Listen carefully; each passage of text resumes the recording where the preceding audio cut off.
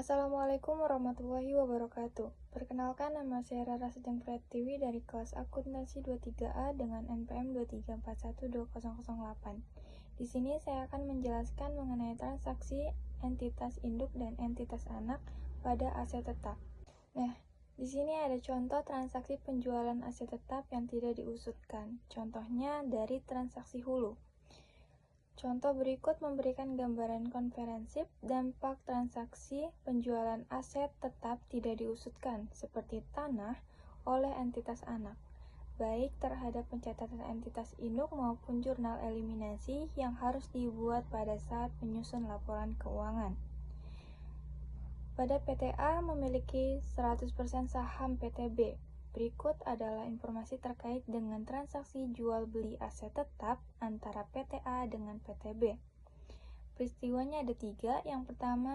Peristiwa pertama, PTA memperoleh tanah dari pihak non-afiliasi pada harga 900 juta. Peristiwa kedua, pada PTA menjual tanah kepada PTB dengan harga 1 miliar.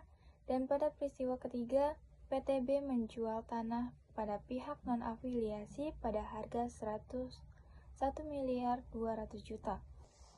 Selanjutnya di sini ada 3 skenario. Yang pertama, skenarionya peristiwa 1, 2, 3 terjadi pada tahun 2015. Skenario kedua, peristiwa 1 dan 2 terjadi pada 2015. Peristiwa ketiga terjadi pada 2016. Skenario ketiga, peristiwa 3 terjadi pada 2015, peristiwa pertama dan kedua terjadi pada tahun 2014. Di sini ada skenario pertama. Pada skenario pertama, atas penjualan tanah ke entitas anak, PT Palapa melaporkan keuntungan sebesar 100 juta, didapat dari 1 miliar dikurangi dengan 900 juta. Kedua, PT Samudra membukukan keuntungan senilai 200 juta. Didapat dari 1,2 miliar dikurangi dengan 1 miliar. Yang ketiga ada keuntungan atas penjualan tanah sudah diakui PT Palapa, sudah terrealisasikan karena tanah sudah dijual PT Samudra ke perusahaan non-afiliasi. Di sini kita lihat pada tabel di bawah ini terdapat 2 akun. Yang pertama akun tanah dan akun keuntungan penjualan tanah. Nah, pada akun keuntungan penjualan tanah, PTP mendapatkan keuntungan 100 juta, PTS dengan keuntungannya 200 juta, dan sebelum konsolidasian terdapat 300 juta. Kita buat jurnal konsolidasian sebesar 300 juta. Selanjutnya skenario kedua. Peristiwa pertama, peristiwa kedua terjadi pada tahun 2015, sedangkan peristiwa ketiga terjadi pada tahun 2016. Pada skenario kedua, keuntungan atas penjualan tanah yang dibukukan PTP sebesar 100 juta belum terrealisasi karena pada sampai akhir periode tanah tersebut masih berada di PTS. Dengan jurnal, bagian laba atas entitas anak pada investasi pada entitas anak sebesar 100 juta, mencatat keuntungan yang belum terrealisasi. Jurnal kedua, terdapat keuntungan penjualan tanah pada tanah sebesar 100 juta.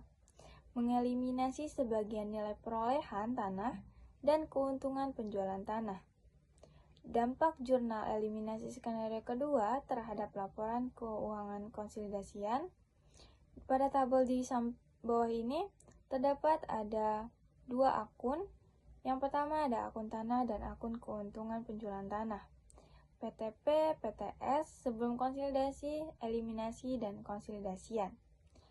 Yang pada PTP, keuntungan tanah sebesar 100 juta dan PTS tanahnya sebesar 1 miliar. Sebelum konsolidasi, tanah sebesar 1 miliar dan keuntungan penjualan tanah sebesar 100 juta. Kita eliminasi sebesar 100 juta. Pada jurnal konsolidasian, tanah terdapat 100 juta dan pada keuntungan penjualan tanah pada jurnal konsolidasian sebesar 0. Sekian penjelasan yang dapat saya sampaikan. Jika ada kesalahan atau kekurangan yang belum jelas, saya mohon maaf dan saya akhiri. Wassalamualaikum warahmatullahi wabarakatuh.